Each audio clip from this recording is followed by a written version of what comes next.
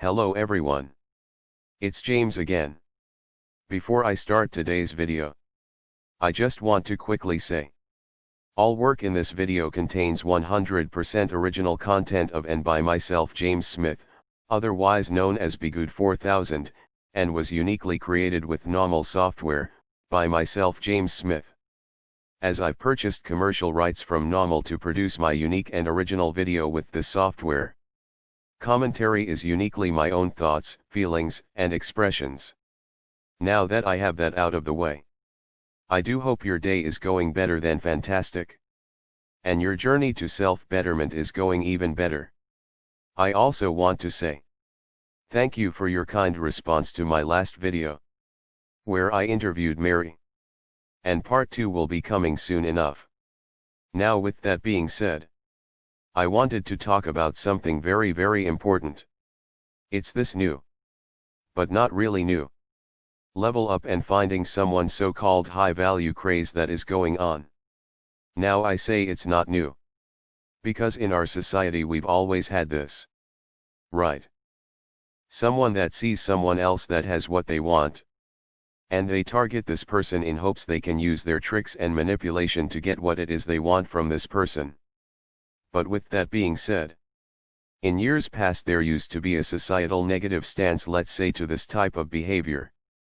People that engaged in this type of behavior weren't looked upon very well. And they were looked upon as people to be careful to not get involved with. Much like someone today might say, be careful to not end up with a narcissist. But now in society, we have a shift. It seems that targeting someone for a superficial relationship simply for a financial gain is not only looked upon as acceptable, it seems to be praised by a great many in society out there. But here's the problem. Besides the obvious ones, such as what about treating someone like a human being with feelings? But what happens is, there are narcissists out there that know this greed exists in a great many in society. And they use it to their advantage. Oh. They might have all of the outward things that might attract someone into their life. They drive a fancy fast car. They live in the best house or apartment. And they eat at nice restaurants. But what this person that is seeking this so-called high-level person doesn't understand is, all of this stuff they are seeing with their eyes that makes them think they are dealing with a high-value person might be things that are rented or put on credit cards. And before you know it, this person's greed leads them to marriage.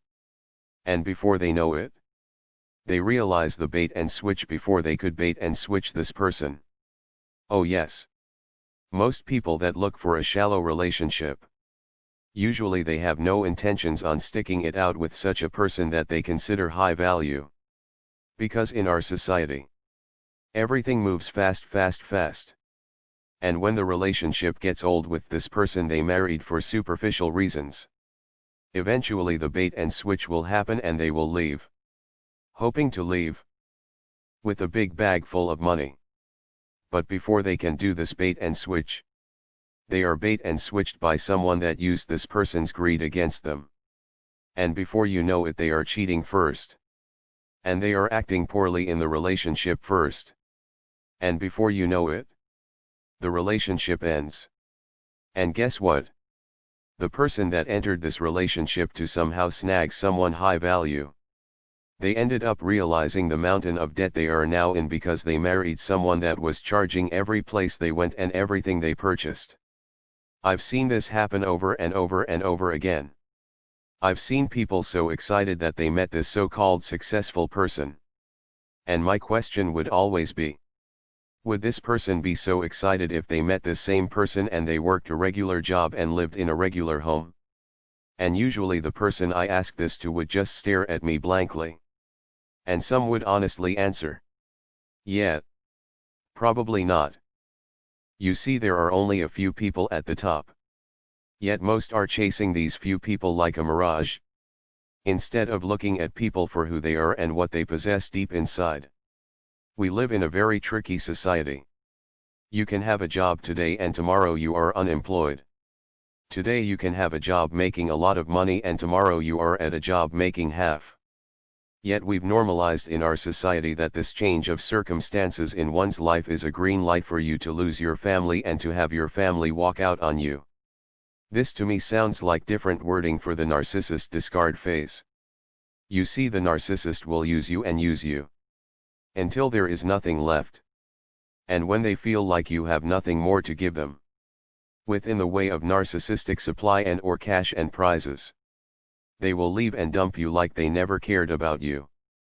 All the years of calling you honey and saying how you are their soulmate, all over in 1 second. As they look you coldly in the face, and as they say they've found someone else and are leaving you, you see there is nothing wrong with wanting to be with someone that is a hard worker and even someone that is doing well in their life. I think that is a fairly normal desire. But it shouldn't be the only desire. And there should be an understanding. This person you meet today that is doing great and on top of life, tomorrow they could lose their job. Are you ready to deal with living in a big nice house today and needing to downgrade to a smaller house later on in life? Or they might get sick or injured. You see, having someone in your life is supposed to be a help. In theory, it's a lot easier to go through life when you have a spouse and you have sons and daughters, where everyone has a function and role to contribute something to make the family dynamic work. We've heard from some that have said, you know, I just had surgery on my shoulder and my son or daughter came over to help me out. Or my husband or wife is picking up the slack because I'm down at the moment. But though we've heard these things, these stories are getting to be fewer and fewer and fewer. And the reason why is more and more people are alone with minimal family attachments. And then you get people that are packaging greed as a good thing. To have heartless relationships and to trick people to get what you can get. And sometimes it works. Especially if they find someone codependent and love-starved. But sometimes it doesn't. As they find themselves with a narcissist that is playing the game at a higher level. And scams the scammer. Look. Again. No one is saying find someone that doesn't care about themselves and they aren't motivated in life. But the reality is, most people are working hard to get by. The question is, instead of looking for someone high value, are you wanting to build a high value family where you help one another? When one is up, they do what they can. And when the other one is up, they do what they can. And to understand, no relationship is going to have perfect this or perfect that. You see, this greed has been one of the biggest reasons why the family unit has gone under. Because in most areas of life, not all, but most, it's being pushed as something to strive for. And something that is acceptable. And if you fell for it, and you got scammed, you are called dumb. And that you should have known better. Meanwhile, the person that did this to you is given a high five by many in society. Which empowers narcissism and the narcissist. Here's the thing.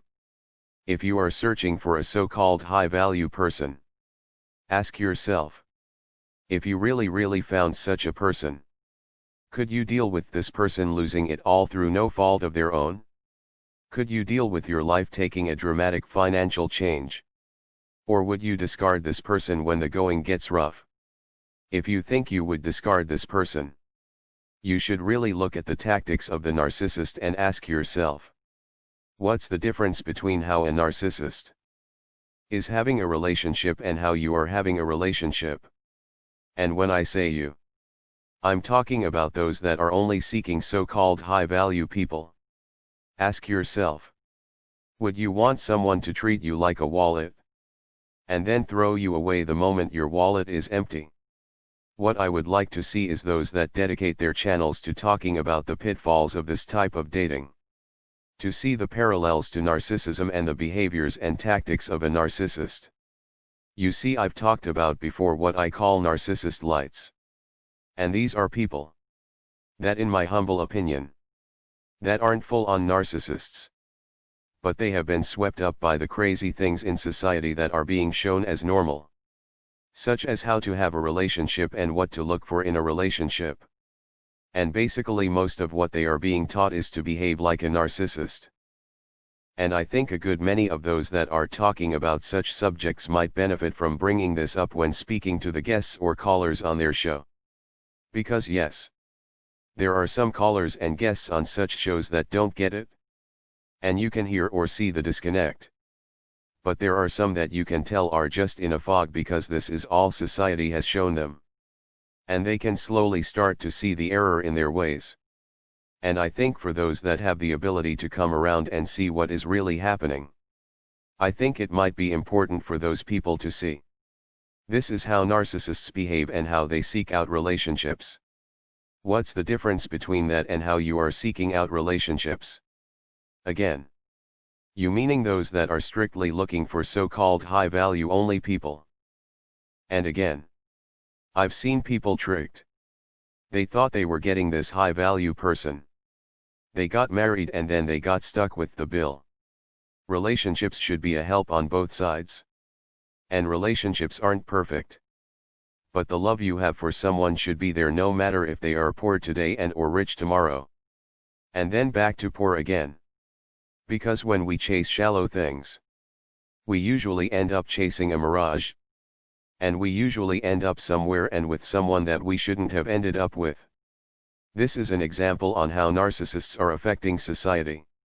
The narcissist's model of how to have a relationship have become normalized. Or at least it appears to be this way. Just simple observations from a little cartoon man. The good news is, there are some that are seeing this once it's pointed out to them. They are starting to get they are chasing a mirage. They are chasing someone and something that isn't real. Instead of looking at the real people in front of them. Someone real that might love and care for them. Someone that isn't perfect. But someone that is real. Well, that's all I have on this subject for now. Please tell me what you think. With that said, thanks again for your support and I do hope your day is blessed. And until next time. Bye for now. And be good to yourself.